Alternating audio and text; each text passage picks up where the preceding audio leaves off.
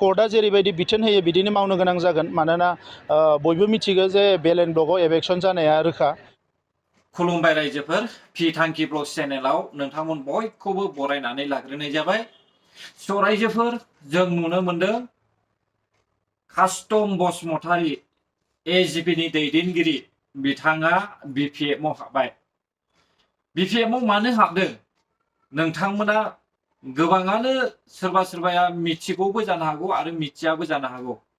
Custom बसुमतारीया एजिपिआवहाय माखासे समाव ओरैबायदि हख्रावबायबाय, सैमा फाग्लाफोर बायदि रोनावबायबाय, नाथाय बिथाङा एजिपिआवहाय जेबो सुबिदाखौ नुहुरैखाय, थोरसिनि ओंखामा सेनानै जाजागोनखौहाय नुहुरनायखाय बिथाङा दायो बिपिएफआव हाबफैबाय।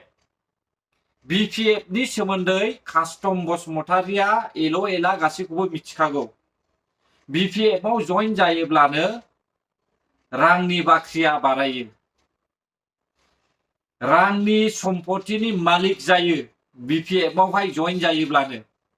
दा हाग्रामा महिलारिया कास्टम बसुमतारीखौ बेसेबांनि बायखो बेखौहाय आं मिथिया, नाथाय कास्टम बसुमतारीखौहाय बिपिएफ सरकार हाग्रामा महिलारिया बायदों होननानैहाय जोङो बुंनो हायो।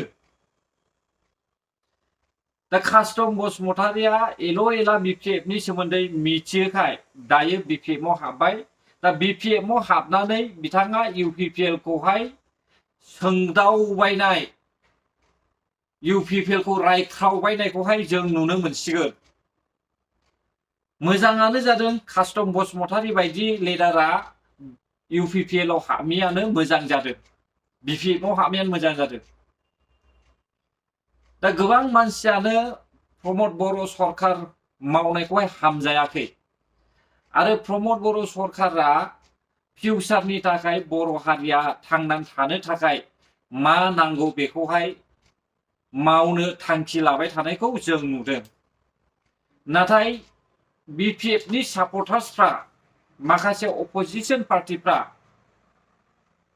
जाय मानसिया हारिखौ थांनानै थानो थाखाय जेबो खामानि मावनो हाया, हारिनि सोमोन्दै जेबो सेन्टिमेन्ट गैया, बैसोर बायदि मानसिखौसो सापर्ट खालामनायखौ जों नुदों।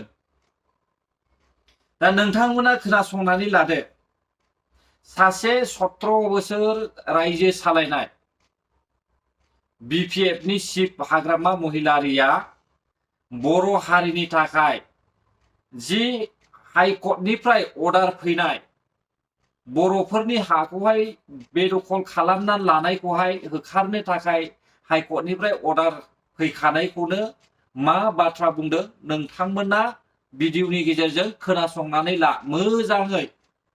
উচ্ছেদ কৰিবৰ কাৰণে নটিচ দিয়া আছে, সেইটো আমি কণ্ডেম কৰিছো আৰু য'ত য'ত উচ্ছেদৰ কাৰণে নটিচ দিছে তাতে আমি যাম। প্ৰমোদে চব খাব, প্ৰমোদে চব খাই চেছ কৰিব। যিখিনি আলোচনা কৰিব লাগে সেইটো আলোচনা কৰিছে। ইয়াত বাদে আজিকালি যে বিটিচি অঞ্চলত ইলেকশ্যন কৰিবৰ কাৰণে নটিচ দি আছে এই প্ৰমোদ বড়ো চৰকাৰে, সেইটো আমি কণ্ডেম দিছো, কণ্ডেনেশ্যন কৰিছো। আৰু 2003 চনৰ 10 ফেব্ৰুৱাৰীত চুক্তিমতে চবে থকাৰ অধিকাৰটো আছে। এই হিচাপত আমি সেই ইলেকশ্যন নটিচ দিয়াটো আমি কণ্ডেম দিছো। আৰু আমি সোমবাৰৰ পৰা য'ত য'ত ইলেকশ্যন নটিচ দিছে তাতে বিপিএফ দল হিচাপে আমি যাই পেলাই ৰাইজৰ লগত আলোচনা কৰি আহিম, কি কাৰণত আপোনালোকক ইলেকশ্যন কৰিবৰ কাৰণে নটিচ দিছে। এইটো ইলিগেল, চুক্তিমতে ইলিগেল, এইটো আমি কেতিয়াও গ্ৰহণ কৰিব নোৱাৰিম বিপিএফ দল হিচাপে। दा जों नुनो मोनदों हाग्रामा महिलारिनि नैबे साखाथियाव थानाय जेसेबांनाखि मानसिफोर दं बिसोरो सासेबो बर'आनो नङा। बेयावहाय गोबां दारि गोलावफोर दङ, बर'नि अनगायै गुबुन हारिफोर गोजा। दा बिथाङा मा फोरमायखो? सासे बर'नि लिडार जानानै 17 बोसोर रायजो सालायनानैबो जुदि बिथाङा बेफोरबायदि राव बुङोब्ला अब्ला हारिनि थाखाय बेनिफ्राय बांसिन दुखुनांथाव आरोबाव मा दंबावो? बेनिफ्राय बांसिन खहा मा दङ रायजोफोर? सिगांबो बुंबाय 110 खोन्दो बड'लेण्ड जाया, दिनैबो बुंबाय इलेक्शन खालामनाय अर्डारखौहाय आं मानिया। मा बाथ्रा जाखो बेलाय?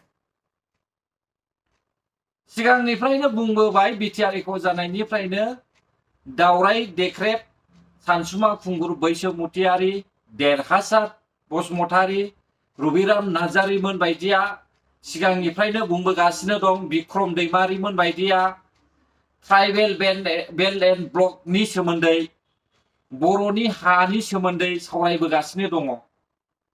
बर'नि हाखौहाय रैखाथि खालामनांगौ, गुबुन हारिनिफ्राय रैखा खालामना लानांगौ, गुबुनफोरनो चान्स होनो नाङा, गुबुनखौ होखारनांगौ होननानैहाय सिगांनिफ्रायनो बुंबोगासिनो दं। कास्टम बसुमतारीमोन बायदिया, बिक्रम दैमारीमोन बायदिया, दावराय देख्रेब, सानसुमा खुंगुर बैसोमुतियारिमोन बायदिया। नाथाय दिनै नोंथांमोना नैबे नोंथांमोननि जि सिप जानो गोनां बिपिएफनि हाग्रामा महिलारि, बिनि बाथ्रायावहाय नोंथांमोना मा फोरमान होगोन? बिदिसो जागोन, बेखौ सोरबा बुंनाय बायदि जानाय नङा। कर्टआ जेरैबायदि बिथोन होयो बिदिनो मावनो गोनां जागोन। मानोना बयबो मिथिगौ जे बेल एन्ड ब्लकआव एभेक्सन जानाया रोखा।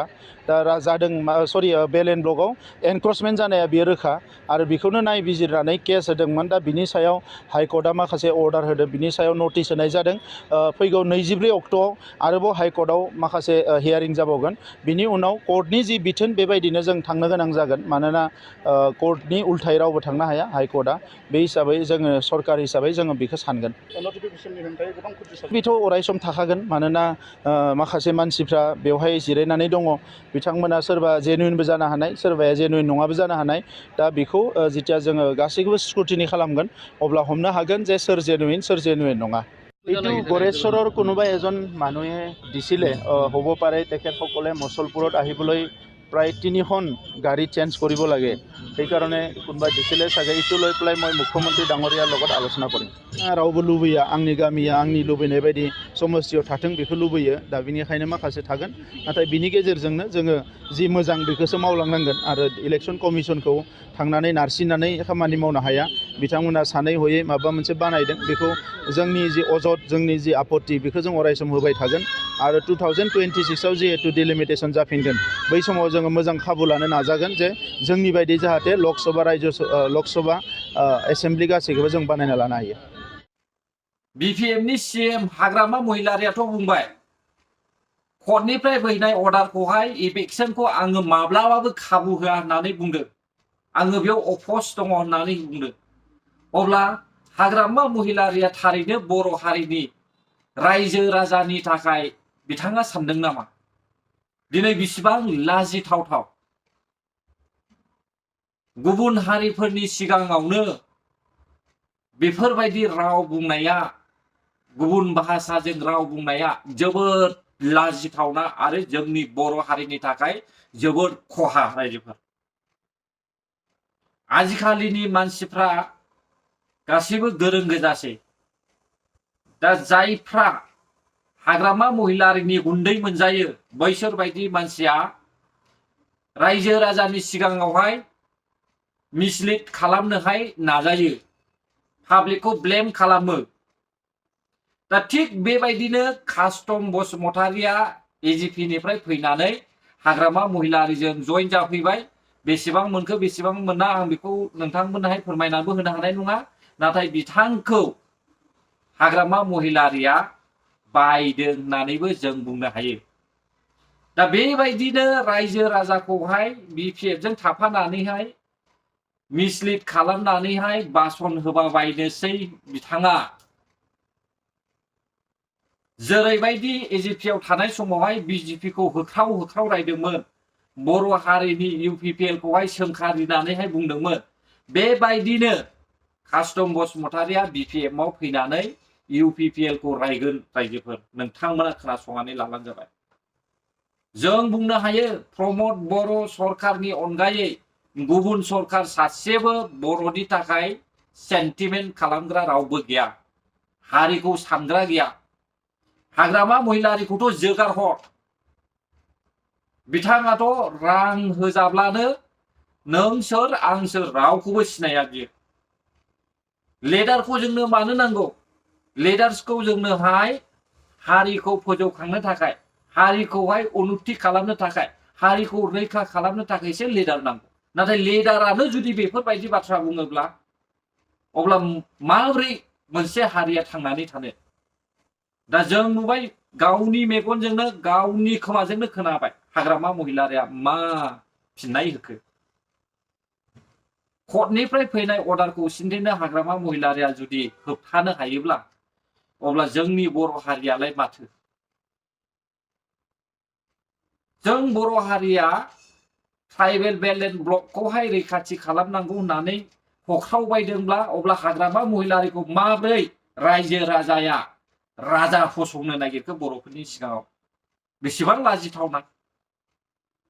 दा बेनि खेथ्रआवहाय देरहासार बसुमतारी आरो ओरै दावराय देख्रेब, सानसुमा खुंगुर बैसोमुतियारि, नोंथांमोना मा फिननाय होनो? जोंबो खोनासंगोन भिडिअनि गेजेरजों, ससियेल मिडियानि गेजेरजों नोंथांमोना मा फिननाय होयो।